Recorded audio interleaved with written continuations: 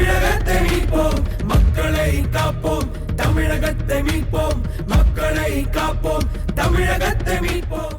அதிமுக பொதுச் செயலாளர் எடப்பாடியார் மக்களை காப்போம் தமிழகத்தை மீட்போம் அப்படிங்கிற சுற்றுப்பயணத்தை தொடங்கி 15 நாட்கள் முடிவடைஞ்சிருக்கு.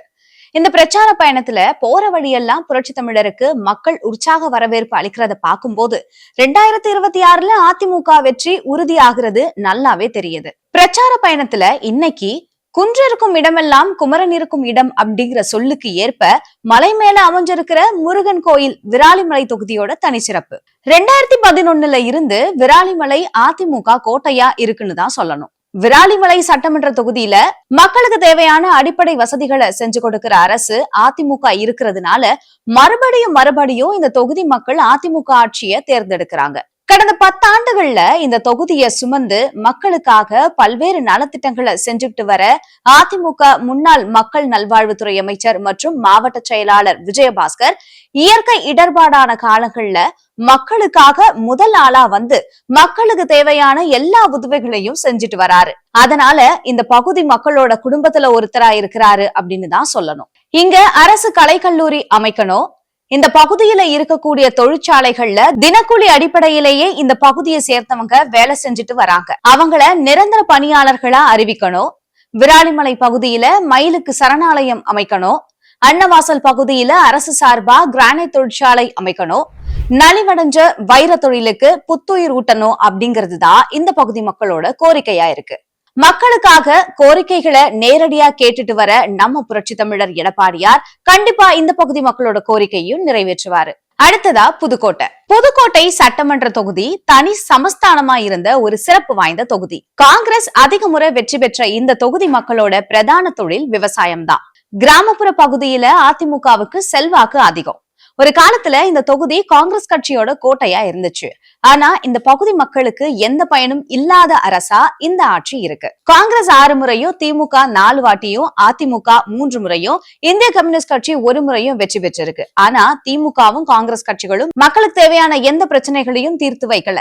அதிமுக ஆட்சி காலத்துலதான் புதுக்கோட்டையில அரசு மருத்துவக் கல்லூரி தொடங்கப்பட்டுச்சு.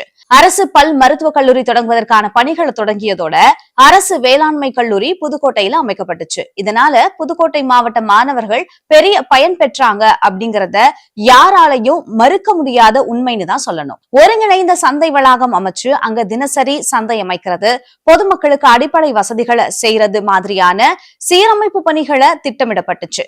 ஆனா இப்ப வர அது பயன்பாட்டுக்கு வரல. முறையான சாலை வசதிகள் இல்ல, சரியான பேருந்துகள் இயக்கப்படுறதில்ல. இந்த மாதிரி இந்த பகுதி மக்களோட குமுறல் நிறையவே இருக்கு. அதே மாதிரி கோரிக்கைகளும் இருக்கும். மக்களை நேர்ல வந்து சந்திச்சாதானே என்ன பிரச்சனைன்னு தெரியும். இதெல்லாம் கவனிக்காம வை முத்துராஜா என்ன பண்றாருன்னு தெரியல. இன்னும் சில கிராமங்கள்ல முத்துராஜாவா அவர் யாரு அப்படின்னு கேக்குறாங்களாம். இந்த விடியா திமுக ஆட்சியில மக்கள் வாழ்றதே பெரிய விஷயமா இருக்கு.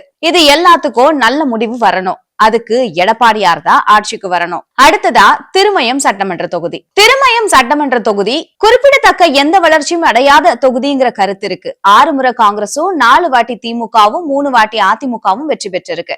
திருமயம் சட்டமன்ற தொகுதியில பிரதான தொழில் விவசாயம். இதனால விவசாயம் தொடர்ந்து நடைபெற கொள்ளிடம் காவிரி நீரை புதுக்கோட்டை மாவட்டத்துக்கு கொண்டு வரணுங்கிற விவசாயிகளோட மிகப்பெரிய கோரிக்கை. 2 முறை இந்த தொகுதியில ஜெயிச்சு இப்ப திமுகவோட அமைச்சரா இருக்கக்கூடிய ரகுபதி என்ன பண்ணிருக்காரு அப்படின்னு தான் கேக்குற மாதிரி இருக்கான். எங்க தொகுதி எந்த ஒரு வளர்ச்சியும் அடையாம இருக்குது அப்படின்னு இந்த திருமயம் சட்டமன்ற தொகுதி மக்கள் சொல்றாங்க.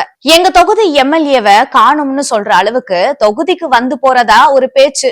படிச்ச இளைஞர்களுக்கு வேலை வாய்ப்பு வேணும்னு சொல்ற மக்களோட கோரிக்கையை கேட்டு நிறைவேற்றாம திமுக மற்றும் ஸ்டாலின் குடும்பத்தை வளர்த்து விடுறதுக்காகவே உழைக்கிறாரு அமைச்சர் ரகுபதி.